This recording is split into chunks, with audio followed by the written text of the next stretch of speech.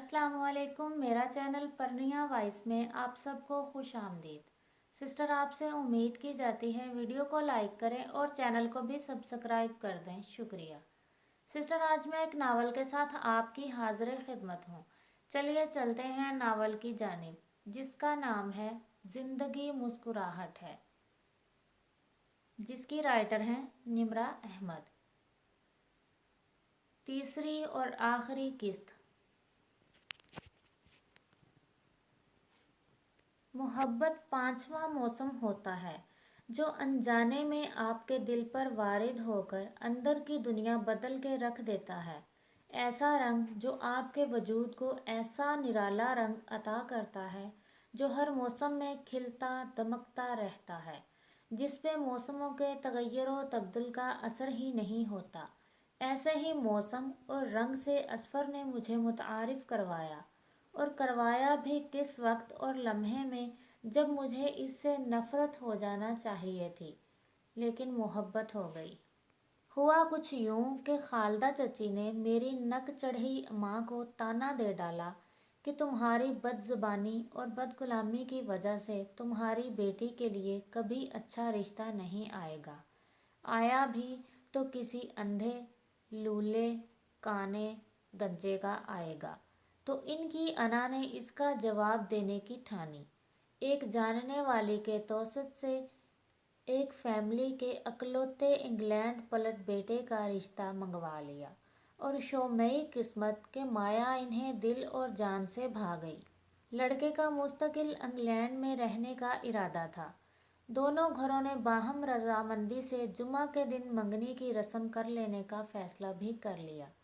सो अपनी दोनों देवरानियों को नीचा दिखाने के लिए रिजवाना बेगम ने इन्हें भी मदऊ किया, लेकिन किसे खबर थी वो हो जाएगा जिसका दूर दूर तक किसी को ख्याल भी नहीं था।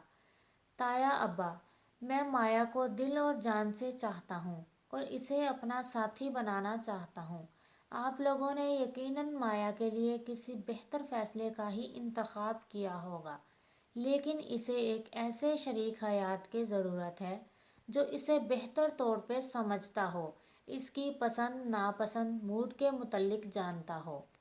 होश में तो हो तुम लड़के, ये क्या ओल फोल बक रहे हो? असफर की बात सुनकर रिजवाना का दिमाग घूम गया था। मैं जो कुछ भी कह रहा हूँ बाहोशो हवास कह रहा हूँ। जितना मैं माया को जानता हूँ, मुझसे बेहतर शरीके हयात इसे नहीं मिल सकता।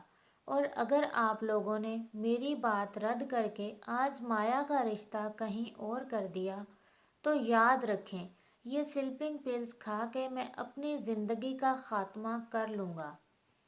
ऐसी ज़िद और हिट धरने वाले अंदाज में असफ़र को सबने पहली मर्तबा देखा था, जिससे सब गंग थे।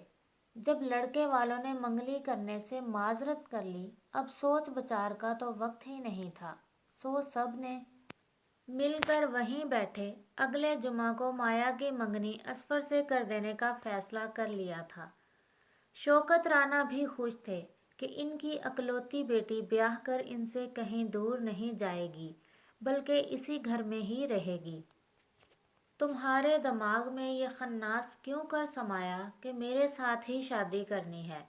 मंगनी के बाद जब सब इधर उधर कामों में मगन हो गए, तो माया ने असफ़र से पूछा, तुमने इस दिन कहा था तुम मुझसे नफ़रत करती हो, इसी बात का बदला लेने के लिए। असफ़र ने सपाट अंदाज में दो टोक जवाब दिया, यानी तुम्हें मुझसे मोहब्बत कुछ नहीं थी, बल्कि बदले की आग में इस दिन वो रिश्ता तोड़वाया तुमने। माया के दिल को गम का शदीद धचका लगा था और काजल भरी आंखों में नमी सी तैरने लगी थी। मजाक कर रहा हूँ, मैं तुम पे जी जान से मरता हूँ। घर वालों पर अगर मेरी धमकी का असर ना होता तो सचमुच स्लीपिंग पिल्स खाकर बात मनवाने से भी हरगिज़ ग्रेज ना करता। इसने माया का हाथ हाथों में लेकर यकीन दहानी वाले अंदाज में कहा, सच कह रहे हो? माया की जान में जान आई थी। बिल्कुल सच। मुझे ख़ानदान की इज्जत और ऊंची नाक बहुत अजीज़ है। गैरों में तुम्हें ब्याह कर वो नाक कैसे कटवा सकता था? کتنی بے عزتی ہوتی ہماری، سوچو جو تمہارے بے ڈنگے کاموں کے پول سب کے سامنے کھلتے، کتنی باتیں سننے کو ملتی ہمیں، تین تین فیملیز کی لاڈلی کو نہ گھرداری کا پتہ، نہ سلیقے کرینے کا۔ خیر مجھے تو عادت ہے، مگر وہ انگلینڈ پلٹ شاید پاگل ہو جاتا تمہیں سمجھنے کے چکر میں۔ اصفر نے سنجیدگی طاری کرتے ہوئے کہا۔ مایا منہ پھلا کے رخ موڑ کے بیٹھ گئی۔ پگلی، ذرا سوچو، ہم دونوں کے شادی کے بندھن میں بندھنے سے شاید جو نفرت اور میل برسوں سے اس گھر کے باسیوں کے دلوں میں پیپ رہا ہے وہ ختم کرنے کا باعث بنے، خصوصاً ہماری ماؤں، چچی اور دادوں کے درمیان جو دوریاں ہیں انہیں بھی کم کرنے کا سبب بنے گی یہ شادی۔ آپس میں رشتوں کی نوعیت بدلی تو شاید دل بھی بدل جائیں، اور مستقبل میں کیا پتہ رانا ولا پیار محبت کا ایک گہوارہ بن جائے۔ وہ اس لمحے دور کی کوڑی لایا تھا تو بھی مایا کے موڈ میں فرق نہ آیا، یعنی مجھ سے شادی کرنے کا واحد ریزن بڑوں کے دل جوڑنا ہے تمہارے نزدیک۔ وہ نروٹھے پن سے بولی۔ تمہیں خبر ہے کیا تم میرے لیے کیا ہو؟ محبت ہو، عبادت ہو، نور نظر، میرے دل کی تراوٹ ہو، تم ہی ہو زندگی میری، لبوں کی مسکراہٹ ہو، اگرچہ تم جو یقین کر لو تو اتنا ہی کہوں گا میں، اے جانے جہاں تو روح و جاں کی سجاوٹ ہے، اگر تم ہو سنگ میرے تو جانے جہاں ہے، زندگی مسکراہٹ ہے، اے جانے جہاں۔ اصفر نے نرم لہجے میں نظم سنائی تو ایک ایک لفظ کی مٹھاس مایا کو اپنی روح میں اترتی ہوئی محسوس ہونے لگی۔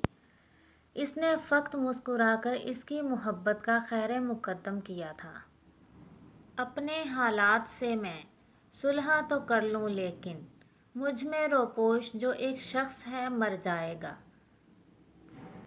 وہ شخص جسے تو نے چھوڑنے میں جلدی کی، تیرے مزاج کے سانچے میں ڈھل بھی سکتا تھا، وہ جلد باز خفا ہو کے چل دیا ورنہ تنازعات کا کچھ حل نکل بھی سکتا تھا۔ کوئی میرے دل سے پوچھے تیرے تیر نم کش کو یہ خلش کہاں سے ہوتی جو جگر کے پار ہوتا، ضبط کا عہد بھی ہے شوق کا پیماں بھی ہے، عہد و پیماں سے گزر جانے کو جی چاہتا ہے، کاش ایسا ہو کہ اب کے بے وفائی میں کروں، تو پھرے کریا بے کریا کو بے کو میرے لیے، میں تو لامحدود ہو جاؤں سمندر کی طرح، تو بہے دریا بے دریا جو بے جو میرے لیے۔